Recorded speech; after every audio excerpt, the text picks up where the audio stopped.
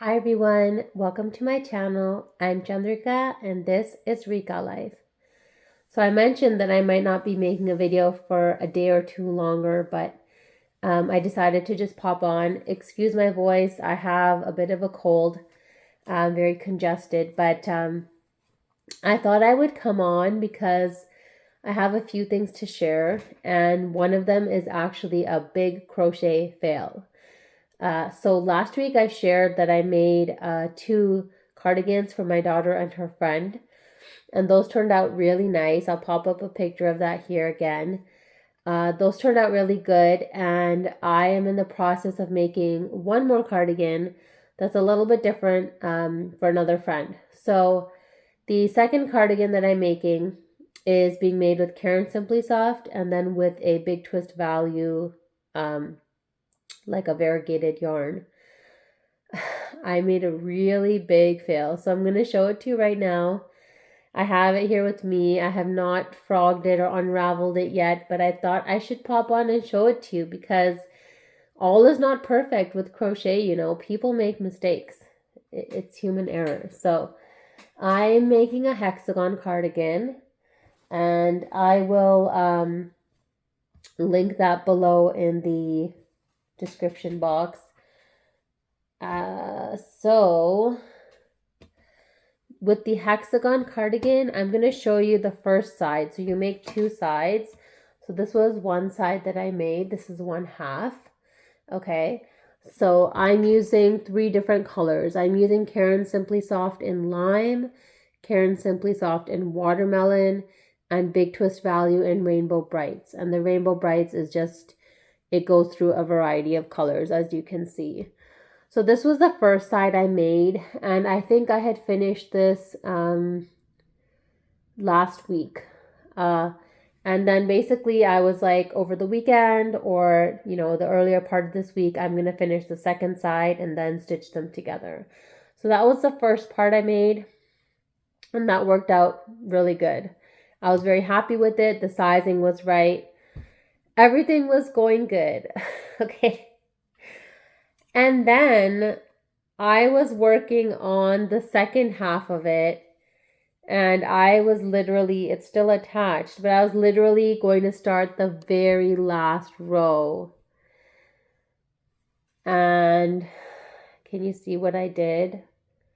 It only has 5 sides. A hexagon's supposed to have 6. I didn't even take this even once and try and fold it in that L shape. I literally just kept working on it, and then when I was trying to put it together, I was like, what's happening? What's happening to this side? Where did it go? And then I realized that I only made 5 sides. So that's my big fail for the week. Fortunately, I haven't woven in any of the ends. Unfortunately, I'm going to have to frog the entire thing and start again.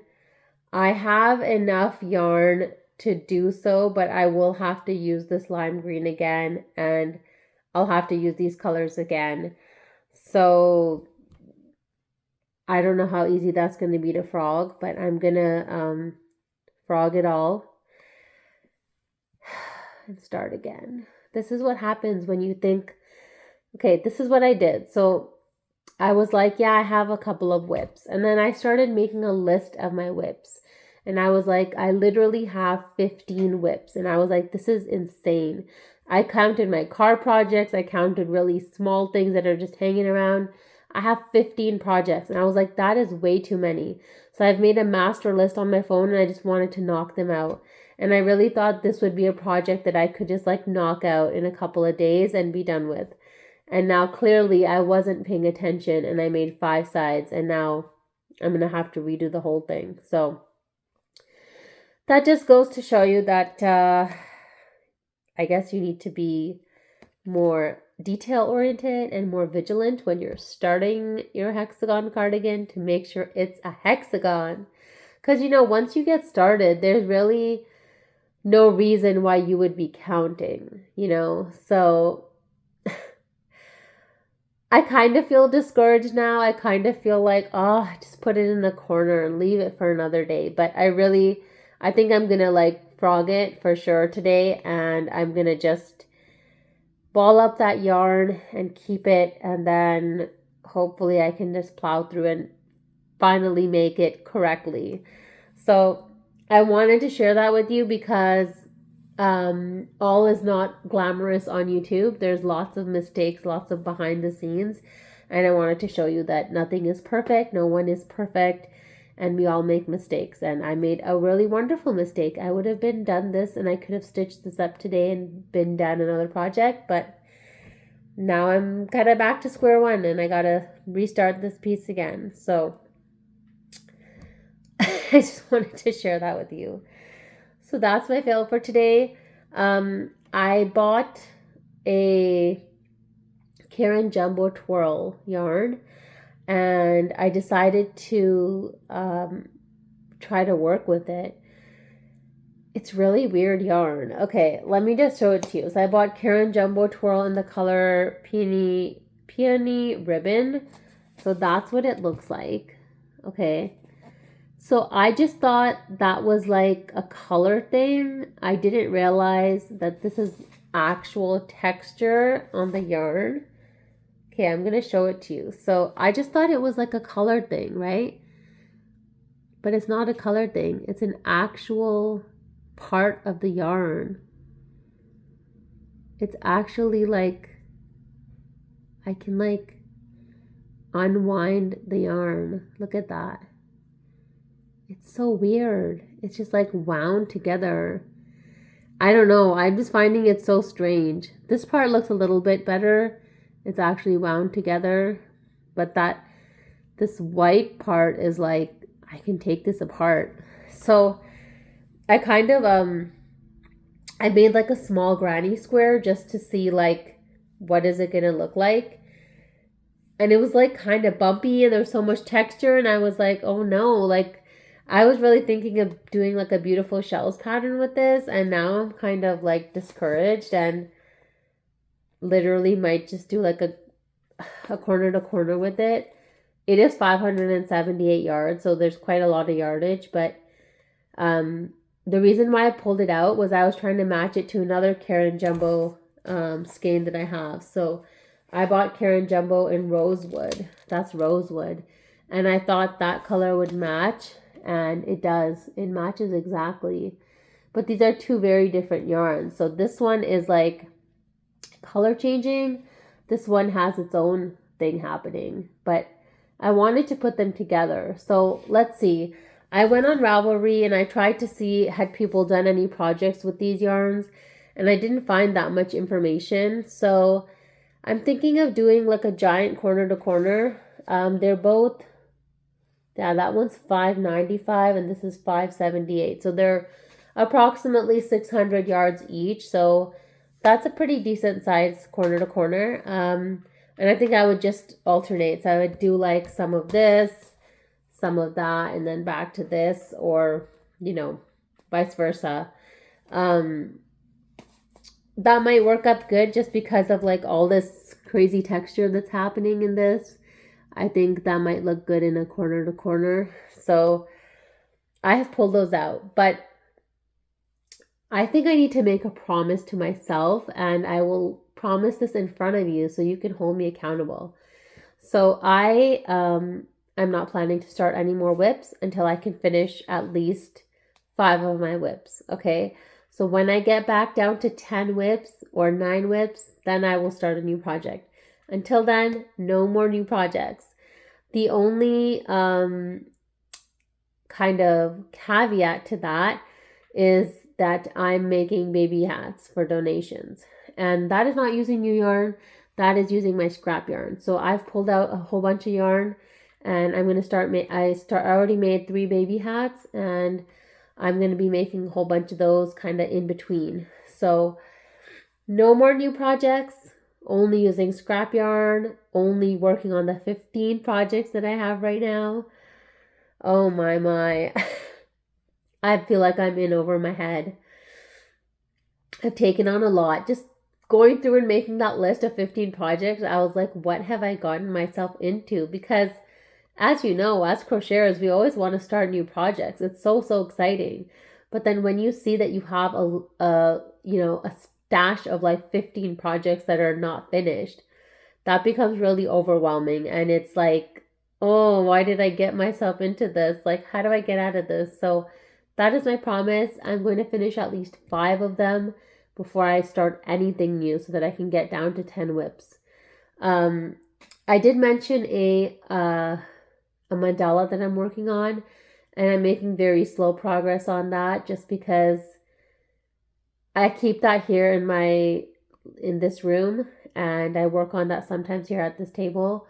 I've kind of done that. So I have one project, that mandala I work on here. Then I have in another room, I work on my burlap blanket that I'm making.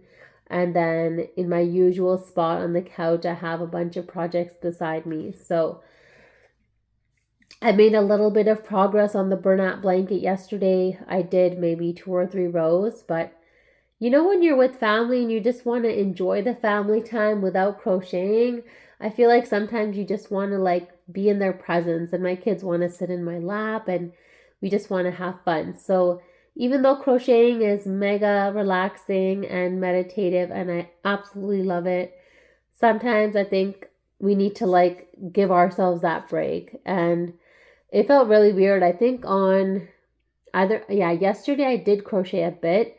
I think on Saturday I didn't crochet at all, or maybe very little. And I found myself missing it, but then I told myself that it's okay. You can take a break, because on the weekdays I devote more of my time to the crocheting when kind of everybody's out of the house and I have a little bit more, control over my time. So it's okay if you can't crochet every day. It's really okay. It'll still be there when you come back. It's not going anywhere. It's so funny. I always feel like my yarn is going to like leave. Like someone's going to come and take all my yarn. But then I have to remind myself, it's okay. If someone came to take something, they're not going to take my yarn. So that's one of my most precious things in my home is my yarn stash. And Jennifer over at Cinnamon Stitches, she shared a reel that someone made on Instagram, and I forget that lady's name, but she said that to stop calling our yarn a stash and start calling it a collection, and saying that we are curators of our collection. And that did feel nice. But oftentimes you buy random yarn because it's on sale or because you're trying out something new. And in those cases, I don't know that I always enjoy adding it to my collection. I mean, those are just kind of miscellaneous purchases. So I think in the future, I'd like to be more mindful of what I'm purchasing. Right now, Joann's is having some really good sales. They just had a family and friends event, which was 25% off all regular and sale price items. And I was planning to buy yarn. I would have bought, I think 6 or 8, like less than 10 balls of yarn. But I didn't. I was like, I have so much yarn right now. Let me work through my collection. So, I also forgot to mention that this room looks different because I have spent some time cleaning up. So this bag here has finished objects, and I have 4 other bags like that I've put in my yarn closet. So the top, I have a shelf, built-in shelf in my yarn closet, and at the very top there's an open space. So I've put 4 bags there of finished objects. I needed to get them out of this room and just get this room kind of clean, so I can show you quickly. This room is a little bit cleaner now. There's no mess. All my yarn there's some yarn there in those 3. And then I've kind of cleaned the corner, and yeah. I need to show you my yarn closet as well. It's in pretty good shape right now. So I'm going to see if I can either insert a picture of that here, or I will insert a video somewhere here. Okay, so This is my yarn closet. Those are my finished objects in those bags up top. Right here we have Lion Brand Mandala bonus bundles. That's a Lion Brand mandala and 2 whips. These are some small finished objects and some of my own designs.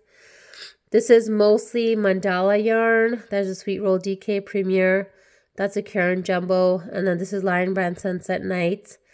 These are all, this I have 2 of, this I have 2 of, that I have 1 of. The rest are one-offs. That's Bernat Blanket yarn.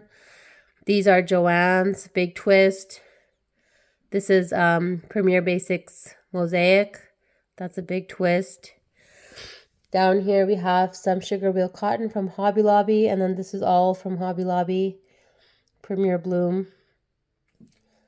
There's some Karen Simply Soft. And again, some Bernat Blanket. Down there are kind of scraps. And then some Karen Blossom Cakes.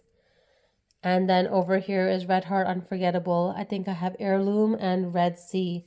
Those are the 2 colorways. And then I just have some gift baskets down there. So that is what my yarn closet looks like that I'm always referring to.